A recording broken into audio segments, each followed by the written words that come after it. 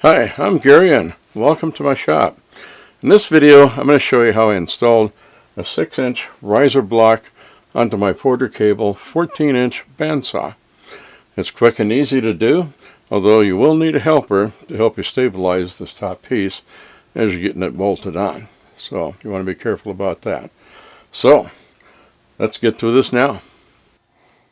Here at my bandsaw I'm going to put this 6-inch riser block on, and along with all the other parts, takes a 26 millimeter to fit the nut on this.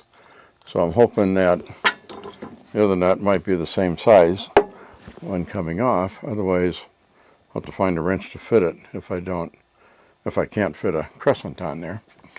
Anyways, comes with the blade guard that gets replaced, the riser that goes up and down, this guide, and then the rod, of course, that all the assembly gets attached to go up and down. And also, well, they send you a 105-inch blade with this, because putting this on gets me up to a 105-inch blade. Then I also bought this Carter quick release handle to put on, because once I get this raised up with the 6-inch riser block, I'm not going to be able to easily reach the blade tensioning knob because I'm short at 5'6". Also, the handle, as I have it, will be too high to avoid hitting into my garage door rail. So I will need another way, and the Carter quick release is a perfect solution. Now, before doing any work, unplug the power and remove all the accessories you may have on the bandsaw by magnet or otherwise. Here I unplug the power for the bandsaw and the work light. Okay, well, I've got this wrangled on here, this piece on top of the riser block.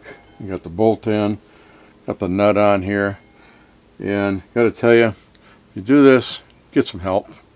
This is awful heavy to try and do, and try and finagle, get this bolt down in there and stuff, and get the nut started down there, because the bolt wants to turn as you're trying to turn the nut. And so it gets to be quite a challenge. Get some help. And what I did then is I connected back the switch here, the power switch, connected the grounds back and connected the power switch in. And it's easy to tell, where they went. I remember the whites went on this side here with this green sticker, whereas the other side has nothing on it. And also they were bent or in a coordination with the angle, horizontal or vertical, that the blades were in for connecting. So it was easy to figure out where to go on that. So hopefully I got it right. I'm pretty confident I did. And if not, maybe it'll run backwards, or maybe I'll get some sparks. So put this back on. A couple of screws here to fasten this back on again.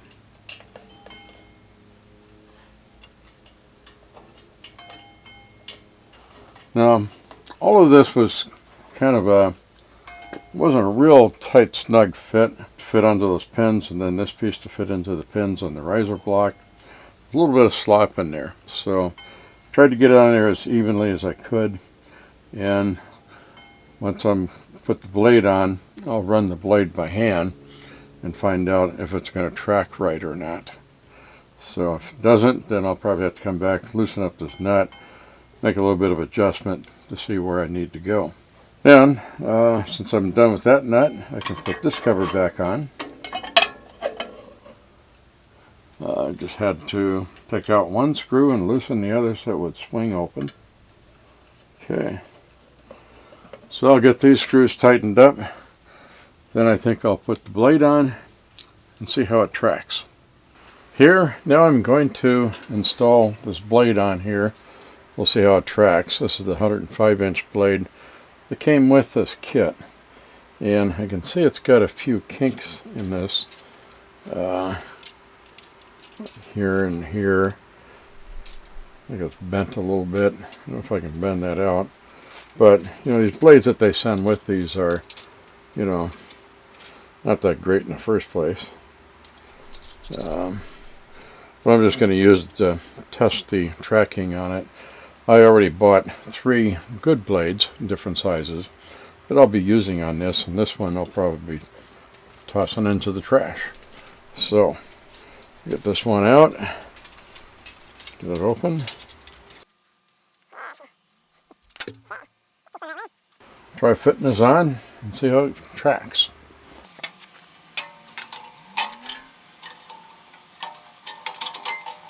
Now the bearing guides I'm going to leave pushed back all the way because I don't want them interfering.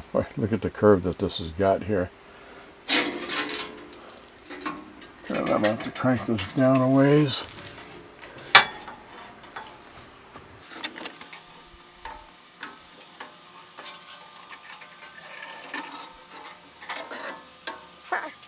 Get it on the wheel. That's fairly tight as it is. I'm sure the adjustments are going to change a little bit. Relax it up a little bit. That's looser. Tighten it up a little bit more. That should be good enough for testing this. Now, what I'm going to do is move this around. See if I can give you a view of how this blade will track. So I'll spin it. We'll see how it tracks on the wheels.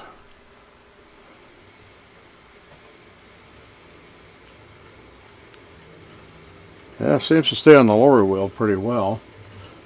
And the top's not bad. I'll just have to adjust it to bring this out a little bit. So I think the way I've got the block on there and everything is good alignment, and I can take this out, bring this blade further out here off the crown to meet what we need. So that'll work out good. Except you can see how this blade wobbles a lot because it's got some bends in it. So, alright. So I'll start putting this together. Might do a test run here, see how this works.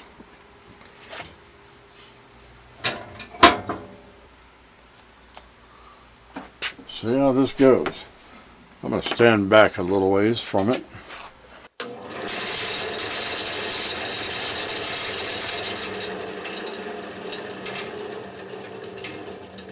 Does alright, except for the kinks, makes it rattle like hell. Sure, once I get a good straight blade in there, you can see some of these kinks here. I get a straight blade in here, I'm sure it'll run pretty smooth. What I've done here is I've put on this post that holds the upper blade guide assembly here, which is on the other side here, and we'll see that when we get this turned around. Also, the protector here for the blade as this goes up and down. It gives protection of the blade so it's not open and exposed. If the blade were to break, it could snap, and it's a lot of open area where it could do a lot of injury to someone. So we want to protect that, restrict any open space too between the upper guide and the top of the table that will be in here. And as I did this, I took the top spring clip off with a pair of spring clip pliers, and it's the type that expand the ring, so I could take that off. Then the old post would come out all the way, and then I could put this together and put this back up and put the clip back on up there. Now when you do that, take this knob off here to show. We got this second hole here. The knob goes in this hole here, and the second hole here is another hole. It's got a socket head screw that goes in here, and that holds a spring and a ball inside this housing here, and that lines up with they got this kind of like groove on this right here, and that'll keep that aligned so that this doesn't rotate too much for when it goes up and down. That stays in the line there. And it's a precarious thing doing that because you have to take it out, because when you pull this post out, it's going to have a tendency to pop out on you. And it's a tiny, tiny little steel ball and a small spring that are inside this hole here. So what I did is I took this screw out, the set screw, took the spring out, and then very carefully let this rod down. because I cut my hand underneath there to catch that steel ball. Didn't want to lose that. Then I put it back together again, put the steel ball back in, put the spring and then the set screw back in again, tighten this up.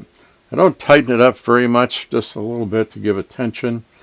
And then what I did is use some of that blue thread locker to lock the screw in there once I'm in there, so I don't have to tighten it down.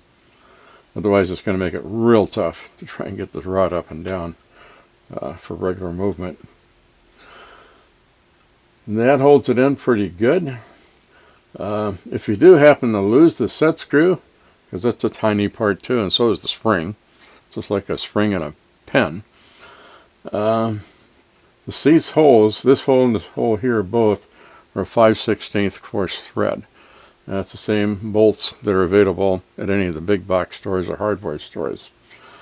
And just want to make sure it's short enough so when the knob goes back on there, it's got enough clearance there that it doesn't hit up against the head of that bolt on there.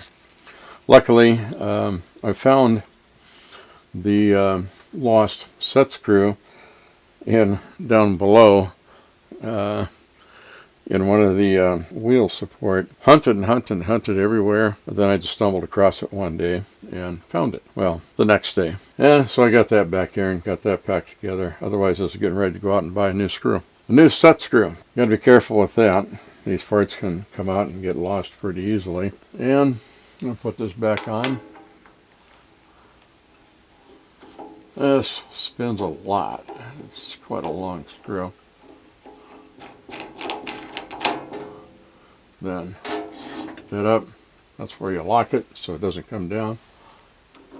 Unlock it, it comes down. Now I've got the blade on, and it actually runs really well with one of the new blades I bought. The blade that came with this kit, it was got so many bends in it that was really a rattle trap. So the new blades run perfectly smooth. They line up on the wheels just perfectly. So everything works out great on that. My next step here is I'm going to put the table on and check out the operation of everything to make sure it works okay. Every time I change out a blade, I always just take this table off. It just takes maybe less than a minute to get the table off, and that way you've got open space here to deal with adjusting these bearings and so forth, and you don't have to try and work underneath the table in the dark with restricted space. So I love to take this table off since it's so quick and easy to do it, and it goes back together and always sets back in the correct place perfectly. So I will move on to the next step and get that done. Okay, so now I have this table on here. I got all the bearings adjusted and so forth, and all this put together. Now when I open this up, first problem I found out was when I run this up, this guard here runs into this curve in the housing here, and that tends to make it bend inward. You go far enough, it rubs against the wheel and the blade here. And that's not a good thing. So I found that I can go up to a max of this point.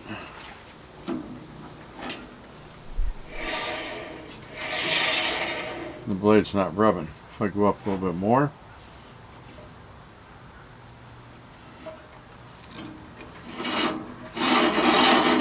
now it's rubbing. So, putting my max about there. And the max clearance I get here is 10 inches. That's 2 inches short of the 12 inches I'm supposed to be able to get here. So, I need to make some adjustments here so I can do the full 12 inches and cut or mill 10-inch timbers. So what I'm going to do, if I need another 2 inches, I think I need to take 2 inches off the top of this. And that gets me to where this tape mark is at. have these tapes on here to mark out where I'm working from. And if I get that down to the lowest point, and I close the door, I can see the steel coverage safely. It doesn't give me any opening for the blade to be able to come out of if the blade should break. So that should be okay. That should be safe. I don't know that the maker or manufacturer of this would recommend that. Maybe not. So anything you do like that, like I'm going to do with this, you have to do it at your own risk, because you won't get back any money if it doesn't work out for you, because you modified it. So I'm going to do that, and hopefully everything's going to line up and go up as it should.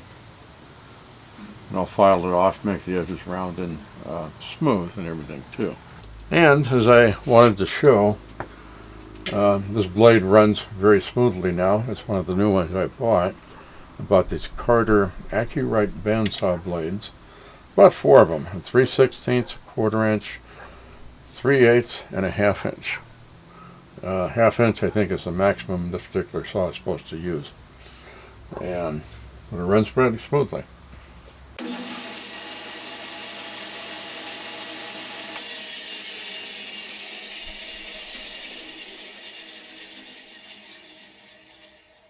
And with the door closed,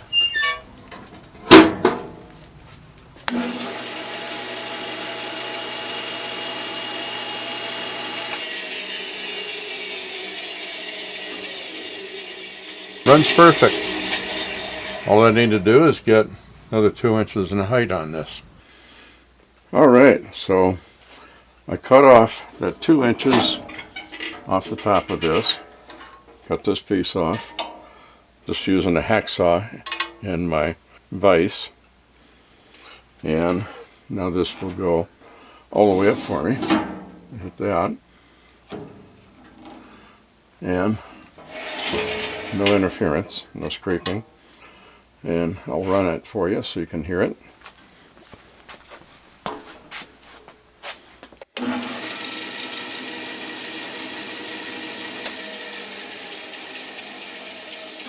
Going fine.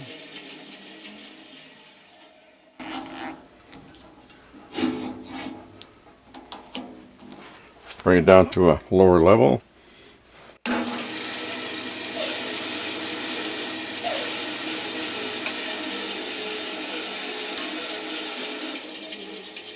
So that works out pretty well. And I get my 12-inch clearance when it's all the way up. So, good deal. Everything worked out good. It slides up and down. Good. No problem. This is slightly below this edge here, but it goes up and down easily. No issue. When it's down all the way, this door does cover that gap, so there's nothing exposed there. So good deal. I'll wrap this one up. Well, thank you for watching this video. Hope you enjoyed it and you got something out of it. Got the inspiration to put a riser block on your bandsaw. And if you did like it, please give me a like and a thumbs up. And also share it with your family, friends, and fellow woodworking enthusiasts. And please subscribe. That's that button down on the lower right of the screen. It's hard to see it, it's small. And be sure to hit the bell icon too, so you won't miss out on anything. Thank you.